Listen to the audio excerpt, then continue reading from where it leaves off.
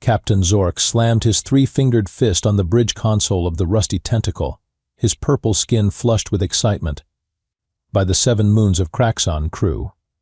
We've done it again. His motley band of space pirates cheered with varying degrees of enthusiasm.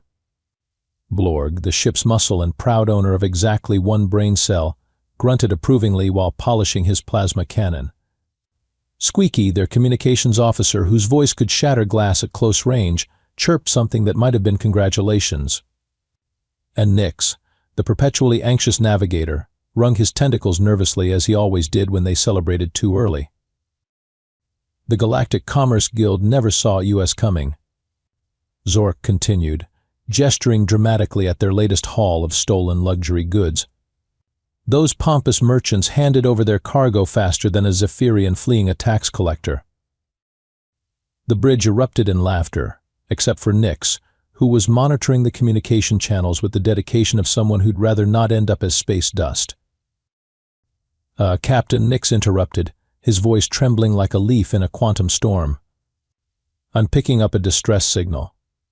Looks like a cargo freighter about 2 parsecs from here. Zork's eyes lit up like twin supernovas. Distress signal, you say? What kind of cargo? Nix's tentacles danced across his console. According to their manifest, they're hauling refined Tylonium crystals, quantum processors, and something called Earth coffee beans. Ship's designation is Murphy's Luck. Earth. Borg's single functioning neuron sparked to life. That's where the humans come from, right? The pink squishy things? Zork waved dismissively, his confidence as inflated as his ego. Humans, those hairless weaklings. I've heard the stories, but come on. They're barely out of their own solar system. How dangerous could they possibly be? Squeaky produced a sound that could only be described as the mating call of a dying space whale, which the crew had learned to interpret as agreement. But Captain Nix protested, his anxiety levels climbing faster than a rocket escaping a black hole. The Galactic database has some pretty scary warnings about humans. Something about unpredictable tactical responses and disproportionate retaliation protocols. Zork laughed so hard he nearly fell out of his captain's chair. Disproportionate retaliation. From creatures that can't even regenerate lost limbs. Nix, my nervous friend, you worry too much. Humans are probably just good at exaggerating to scare off small-time pirates. But we're not small-time, are we, crew? The crew responded with enthusiastic war cries, except for Nix, who made a noise like air escaping from a punctured spacesuit. Besides, Zork continued, consulting their target information, the ship only shows 1 life sign aboard. A single human against 4 experienced pirates? Those odds are better than finding water on a desert moon. Blorg cracked his knuckles, producing sounds like breaking tree branches. Should I prepare the intimidation speech, Captain? Absolutely. Break out the big scary weapons, put on your meanest faces, and let's show this lone human what happens when they wander into our territory. Zork stood up, straightening his weathered pirate coat. Set course for Murphy's Luck. Today we're going to add human cargo to our list of successful heists. As the rusty tentacle changed course toward their unsuspecting target, Nix couldn't shake the feeling that they were making a terrible mistake. His tentacles twitched nervously as he pulled up the Galactic database entry for humans one more time, scanning the warnings that his crewmates had so casually dismissed. The entry was surprisingly brief, but one line stood out in ominous red text: recommendation, avoid at all costs. Humans have an alarming tendency to turn routine encounters into nightmare scenarios through methods that defy conventional logic. Nick stared at that warning, his multiple hearts beating in an increasingly frantic rhythm. But his concerns were drowned out by the crew's excited chatter about their impending payday. The boarding operation went exactly as planned, which should have been their first warning that something was wrong. Murphy's Luck offered no resistance, no evasive maneuvers, and no desperate pleas for mercy over the communications channel. The cargo freighter just sat there in space like a patient cat waiting for dinner. See? Zork whispered to his crew as they prepared to breach the airlock. Humans are probably too scared to even move. This is going to be easier than stealing candy from a Zephyrian youngster. Blorg hefted his plasma cannon with the subtle grace of a falling asteroid. Squeaky checked her sonic disruptor, producing a sound like a dying star going supernova. Nyx brought up the rear, carrying enough nervous energy to power a small space station. The airlock hissed open, and the 4 pirates stormed aboard Murphy's Luck with all the intimidating presence they could muster. They burst into the main cargo bay, weapons raised, battle cries echoing off the metal walls, ready to strike fear into the heart of their helpless victim. Nobody move. This is a robbery. Surrender your cargo and prepare to be taken prisoner, you pathetic human scum. Silence. Then, from somewhere deeper in the ship, came a voice that was disturbingly cheerful. "Oh, hey there, visitors, that's fantastic. I was just starting to get lonely out here. Coffee's fresh if you want some." The pirates exchanged confused glances. This wasn't how terrified cargo haulers were supposed to respond to armed boarding parties. A human emerged from the ship's galley, and Zork had to admit the creature looked exactly as advertised, pink, hairless, and remarkably squishy looking. He was average height, wearing a casual jumpsuit and carrying a steaming mug that smelled suspiciously pleasant. "I'm Jake Murphy," the human said, extending his hand in what appeared to be a friendly greeting. "Welcome aboard Murphy's Luck. You guys must be pirates, right?" The boarding strategy was pretty textbook stuff. I particularly appreciated the coordinated breach and the psychological intimidation tactics. Very professional work. Zork blinked all 4 of his eyes in sequence. "You're not afraid?" Jake laughed, a sound that somehow managed to be both warm and slightly unsettling. "Afraid? Why would I be afraid? You guys seem nice enough. Plus, I've been hauling cargo through this sector for 3 years now, and you're actually the first pirates to successfully board my ship. I was starting to think my reputation preceded me or something." Reputation? Squeaky managed to produce something resembling actual words instead of her usual sonic assault. "Oh, you know how it is," Jake waved casually, taking a sip of his coffee. "Word gets around. Space is smaller than people think. I used to do some work for the Terran Defense Force before I got into the cargo business. Strategy and tactics, mostly. Pretty boring stuff, really. These days I just haul freight and practice my hobbies." Nyx's tentacles were now vibrating at a frequency that could probably shatter glass. "What kind of hobbies?" Jake's eyes lit up with enthusiasm. "Oh, I collect vintage weapons from different civilizations. I've got this amazing Craxonian pain stick from the rebellion of 2387, and a genuine Zephyrian neural disruptor that still works perfectly. I also study historical military campaigns in my spare time. You'd be amazed at how creative different species can get when it comes to warfare." The pirates were beginning to look less confident and more confused. This wasn't going according to any of their previous robbery experiences. "But mostly," Jake continued, seemingly oblivious to their growing discomfort, "I just read about Earth military history. Did you know that humans once fought a war that lasted 100 years? Over succession rights. And another one that started because someone got assassinated, which somehow managed to drag in practically every major power on the planet. We're really creative when it comes to finding reasons to fight." Dwarg, whose thought processes moved at roughly the speed of continental drift, finally caught up to the conversation. "Are you threatening us, human?" Jake looked genuinely surprised. "Threatening? Oh, no, I'm just making conversation. It's been weeks since I've had anyone to talk to. I was actually hoping you guys might stay for lunch. I make a mean grilled cheese sandwich, and I've got some of those Earth coffee beans in my cargo hold. Fair trade, organic, single origin stuff from the mountains of Colombia.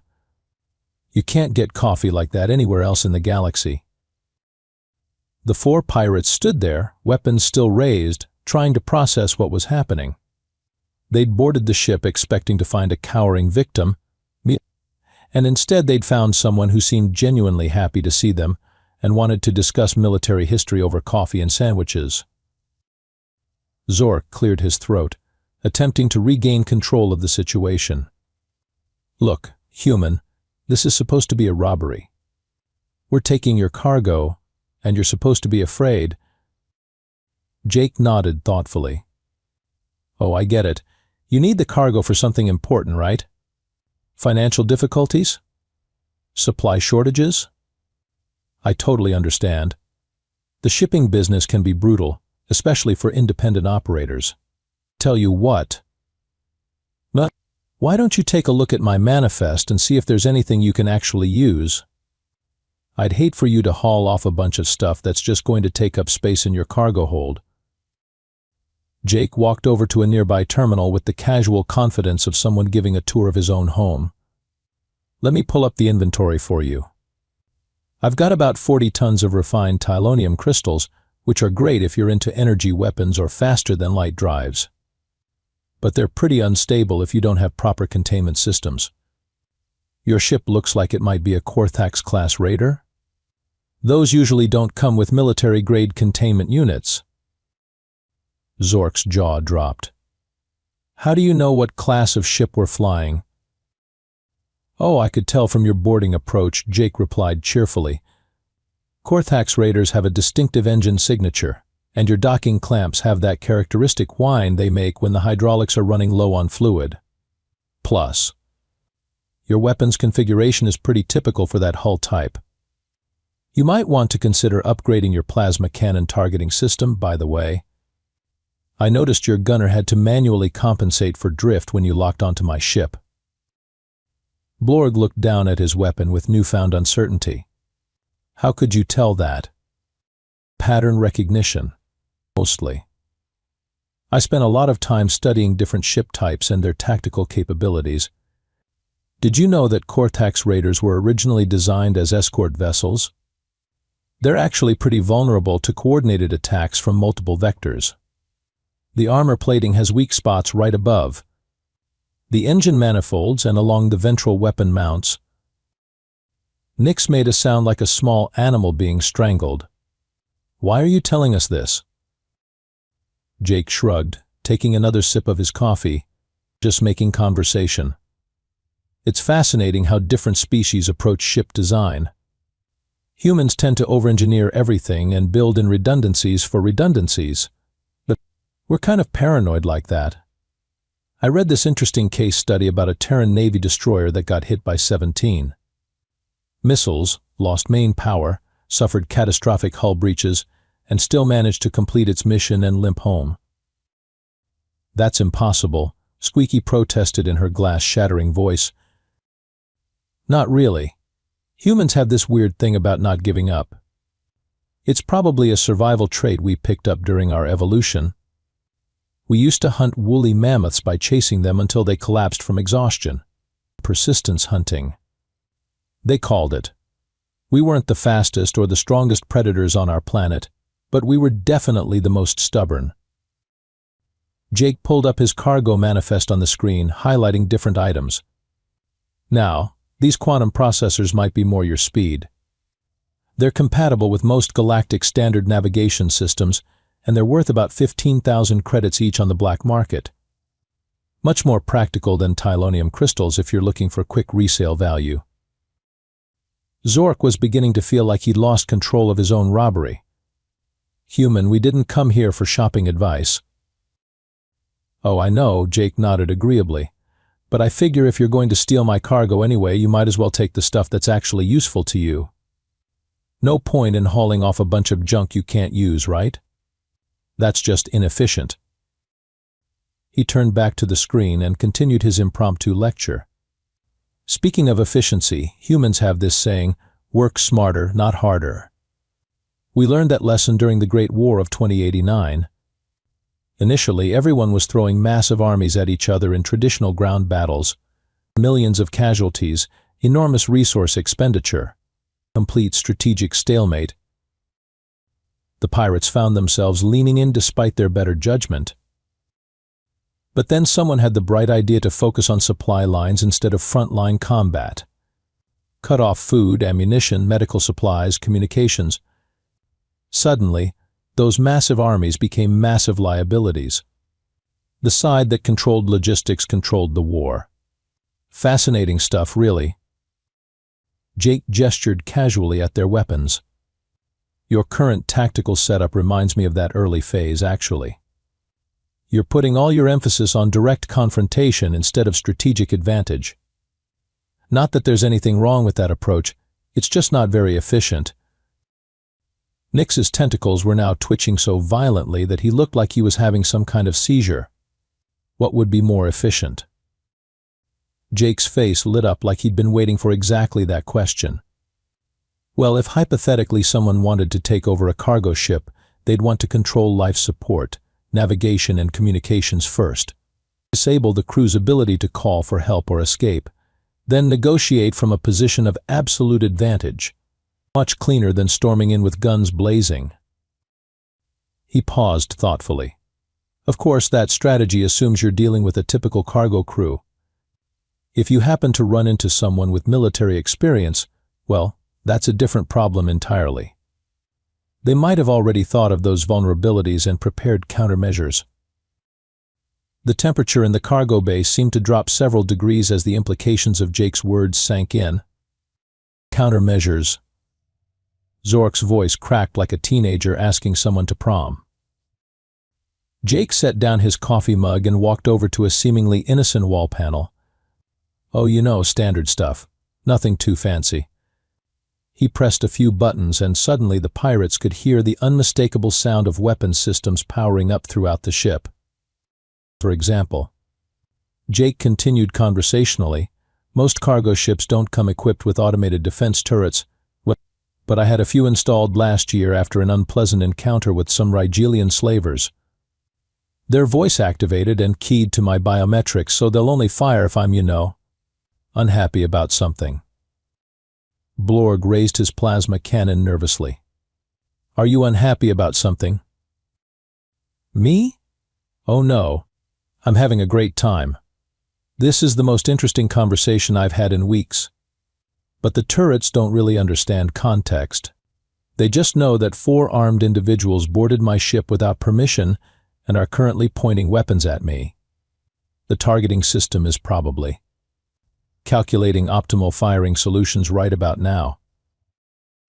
Red lights began blinking on various panels around the cargo bay, accompanied by a low humming sound that suggested large amounts of energy being redirected to weapons systems.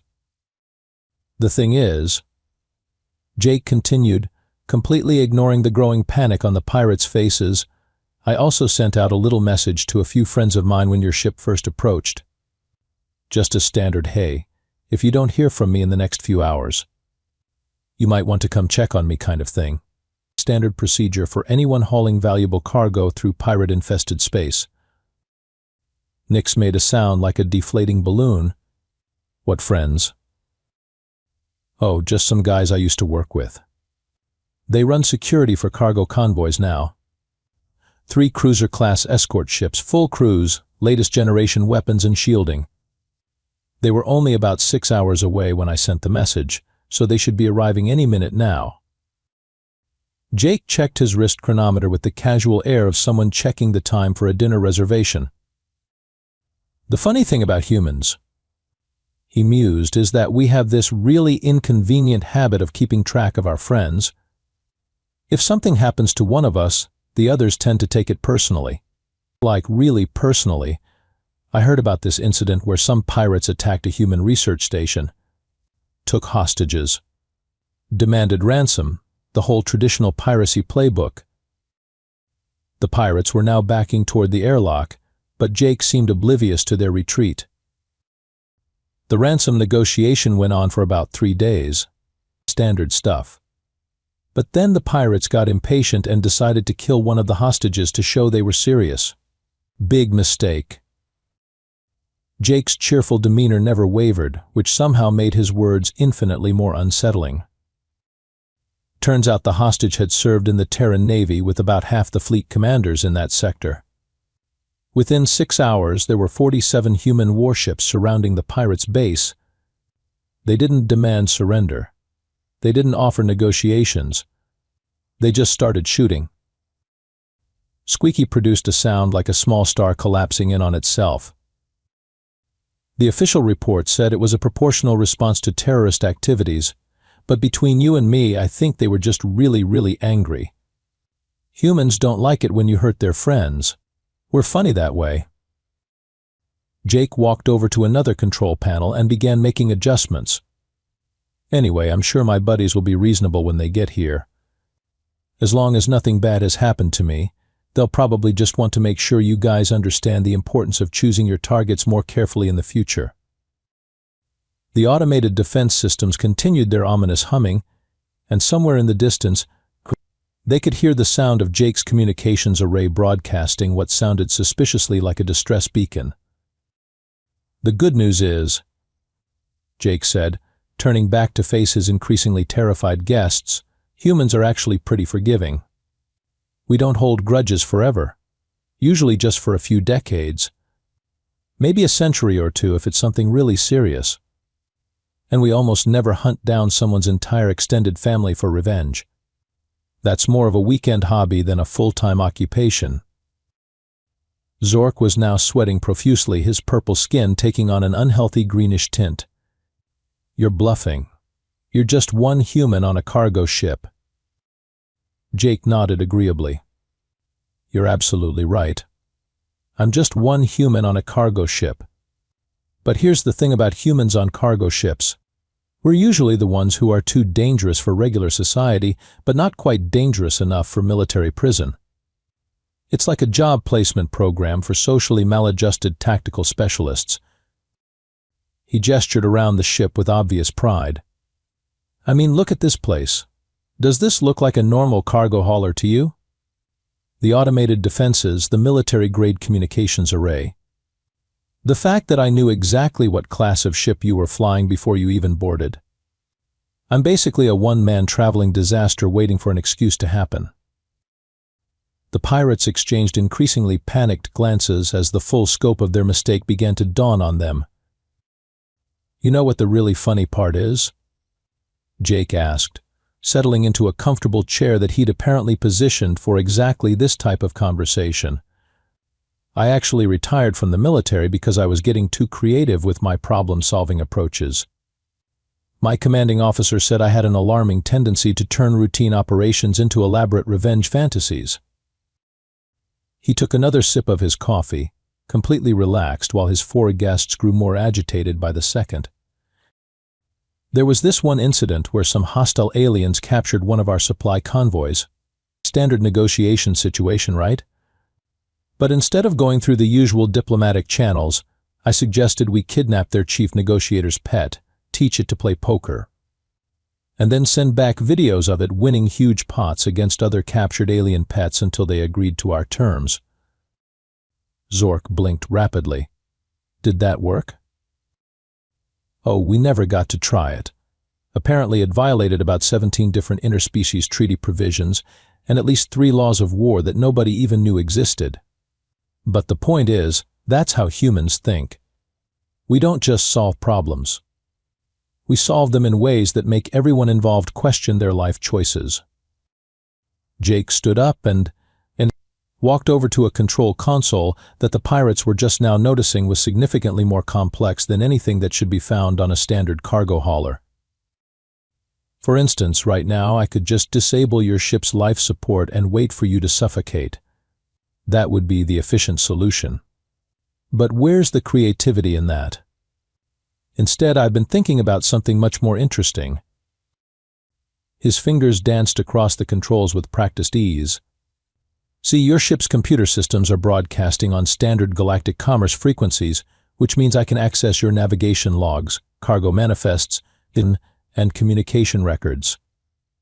Did you know you guys hit 7 different ships in the past 2 months?"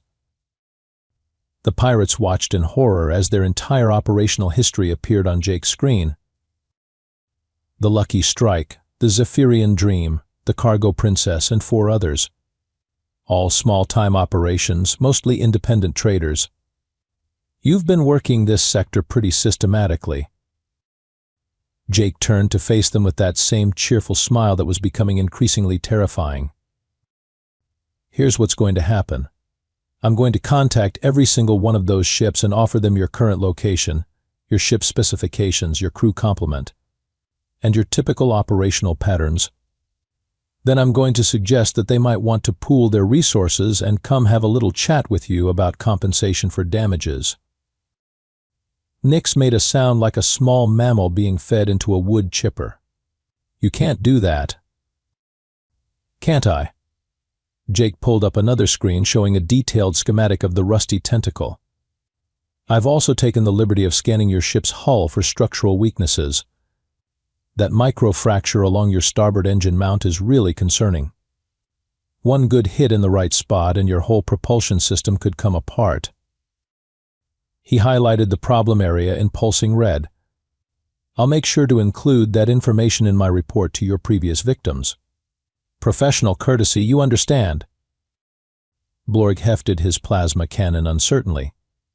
We could just shoot you. Jake nodded thoughtfully. You could try. Nay, but then my ship's automated systems would immediately transmit my final logs to the Terran Defense Force, along with detailed sensor readings of your ship and crew. Within a week. Within a week. There would be bounty hunters from 17 different species looking for you. Humans pay really well for information about people who kill other humans. He gestured casually at the weapons pointed at him. Plus those defense turrets I mentioned. They're not just voice-activated, they're also biometric monitored. If my heart rate spikes or my brain activity stops, they automatically switch to full hostile mode and start shooting everything that isn't bolted down. As if on cue, several red targeting dots appeared on the pirates' chests and foreheads. The really clever part, Jake continued, is that I programmed them with human tactical algorithms. They don't just shoot to kill. They shoot to incapacitate and then keep you alive for questioning. Humans are really good at keeping people alive when they want information from them. We learned that skill during some of our more creative historical periods. Zork was now visibly shaking. What do you want from us? Want? Oh, I don't want anything. This is just how I spend my free time now. Back when I was in the military, I had to follow rules and regulations and international law. It was very restricting. But out here in the cargo business, I get to be much more creative with my problem-solving approaches. Jake pulled up yet another screen, this one showing real-time locations of ships throughout the sector. For example, I've been tracking ship movements in this area for months, just as a hobby. I know where all the major shipping lanes are, which asteroids provide good hiding spots, and exactly how long it takes security patrols to respond to distress calls in different regions. He pointed to various blinking dots on the display. Those 3 ships there? They're Terran Defense Force patrol cruisers. I sent them your location about 20 minutes ago, along with a detailed analysis of your operational patterns and a suggestion that they might want to set up an ambush at your most likely escape routes. The pirates stared at the screen in growing horror as they realized that their usual hiding spots were now marked with ominous red warning indicators.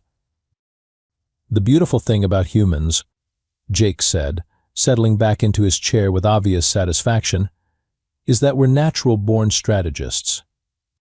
We don't just react to problems, we anticipate them, plan for them, and then implement solutions that address not just the immediate issue but all the potential future complications as well. He raised his coffee mug in a mock toast.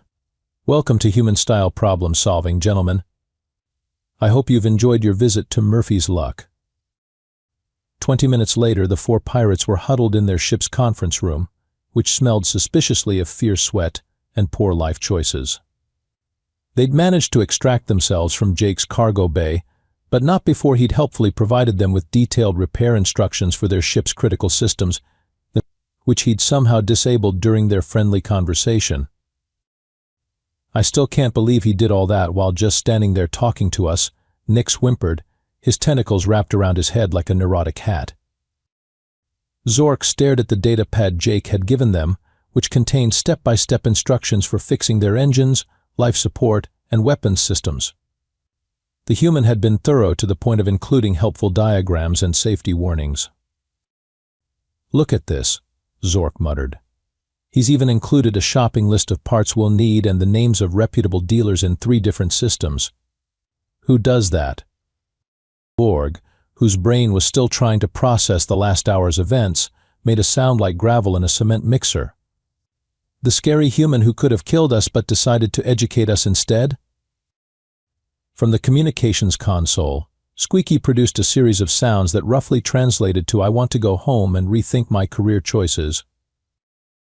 Jake's voice crackled over their comm system with the cheerful tone of a customer service representative. "Hey guys, just wanted to let you know that your engine repairs should take about 4 hours if you follow the instructions carefully. I've also included contact information for a really good therapist who specializes in post-traumatic stress counseling for reformed pirates. She's helped a lot of former clients transition into legitimate careers." Zork keyed the comm with a trembling hand. "Human, we just want to leave. We promise we won't bother you or anyone else ever again." "Oh, I believe you. But before you go, I've taken the liberty of updating the Galactic piracy database with your information. Nothing malicious, just a helpful entry that other cargo haulers might find useful." Nix's tentacles turned white with terror. "What kind of entry?" "Let me read it to you," Jake's voice came back with obvious pride. "The Rusty Tentacle, Captain Zork commanding, crew of 4. Previous targets, small independent traders. Threat assessment, low to moderate against standard commercial vessels. Special note. Has encountered human crew member and survived the experience through immediate cooperation and willingness to pursue alternative career paths. Recommend diplomatic approach if contact is unavoidable." The pirates exchanged glances. That actually sounded reasonable. "I've also added a subsection," Jake continued, "with your ship's technical specifications and tactical vulnerabilities, just in case anyone needs that information for research purposes." Very academic stuff. Zork felt his stomach drop into his boots. "You listed our vulnerabilities in a public database?" "Only the ones that might be relevant for defensive purposes. I'm not trying to make your lives difficult. I'm just contributing to the general body of knowledge about interspecies conflict resolution." Jake's tone shifted slightly, becoming more serious but maintaining that unsettling cheerfulness. "Here's the thing, guys. I actually like pirates, conceptually speaking. You're entrepreneurs working in a challenging industry with minimal overhead and maximum risk-reward ratios, but you're also terrible at target selection and strategic planning." The comm system crackled as Jake apparently settled in for a longer conversation. "So I've prepared a little graduation present for you. In addition to the repair instructions, I've included a comprehensive guide to identifying high-value, low-risk targets, along with a tactical manual for boarding operations that don't end with everyone wanting to kill each other." Nix made a sound like a balloon with a slow leak. "Why are you helping us?" "Because reformed pirates make excellent cargo escorts and security consultants. The skill sets are almost identical, but the pay is better and nobody shoots at you as much. I've already sent your information to 3 different shipping companies that are looking for experienced security personnel." Jake paused, and they could hear him taking another sip of his coffee. "Plus, and this is the important part, if you guys go legitimate, you can help spread the word about why messing with human cargo haulers is a bad idea. Think of it as a public service announcement with a personal testimonial." Zork looked around at his crew, seeing his own exhaustion and confusion reflected in their faces. "And if we don't want to go legitimate?" "Well, that's your choice, obviously. But I should mention that I've programmed my ship's computer to automatically send updates about your location and activities to my friends in the security business. just in case you decide to go back to your old habits. The cheerful tone never wavered. It's not a threat, it's more like a subscription service, very convenient for everyone involved. Squeaky managed to produce something that sounded almost like words. We'll take the legitimate jobs. Excellent choice. I've already forwarded your applications along with my personal recommendation. You should hear back within a few days. As the rusty tentacle limped away from Murphy's luck 4 hours later, Zork made one final log entry in their ship's computer, updated Galactic piracy database. New entry: humans do not engage under any circumstances. Recommend immediate career change if contact is unavoidable. Personal note: find different line of work. Preferably something involving minimal human interaction and maximum distance from Earth shipping lanes. Back aboard Murphy's luck, Jake Murphy finished his coffee, updated his own logs, and settled in for the next leg of his journey. Just another day in the cargo hauling business, and another successful customer service interaction. He made a mental note to pick up more coffee beans at his next port of call. You never knew when you might have unexpected guests who needed a good cup of coffee and some friendly career counseling.